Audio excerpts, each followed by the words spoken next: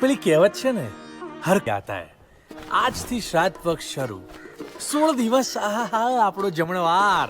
ત્રિયા હવે તારી બળશે. તમને શું લાગે છે તમે જ ડિસ્કવરી ને અમે તમને સ્ટડી કરીએ છીએ?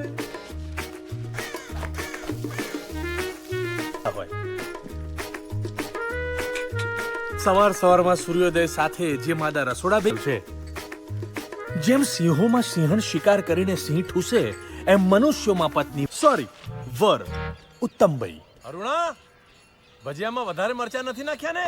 દિવસમાં 10 વાર બાપુજી કહેતા, હેતકના મરચા ને હરકના ખર્ચા. પાછળના પૂર્વજોએ શહેરની સૌથી જૂની ને જાણીતી મીઠાઈ ફરસાણની દુકાનની સ્થાપના કરેલી. એક જમાનો હતો જ્યારે ગ્રાહકો અહીંયા દોડતા આવતા. હવે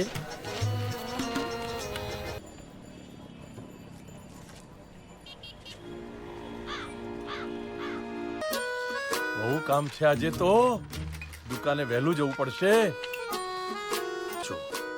માનવ નરે ભગવાનને નરકનું ઓપ્શન નથી આપ્યું. એના પૂર્વજો સ્વર્ગીય ફલાણા, સ્વર્ગીય ઢીમકા. આ છે ઉત્તમભાઈના પિતા પુરુષોત્તમભાઈ.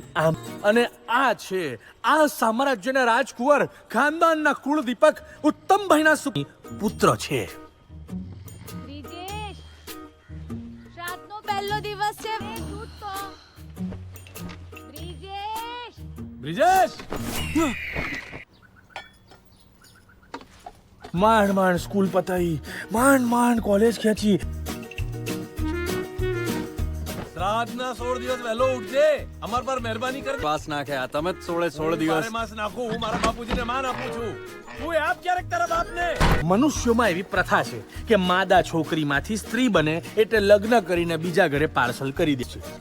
ઉત્તમભાઈના બહેન લીલા માણસ જોડે લગ્ન તૂટ્યા પછી મોસ્તી શાયરીઓ, ભગવાનના નામે ધમકીઓ કે ફોરવર્ડ નહીં કરો ને તો પાપ લાગશે, આવા બધા હતા.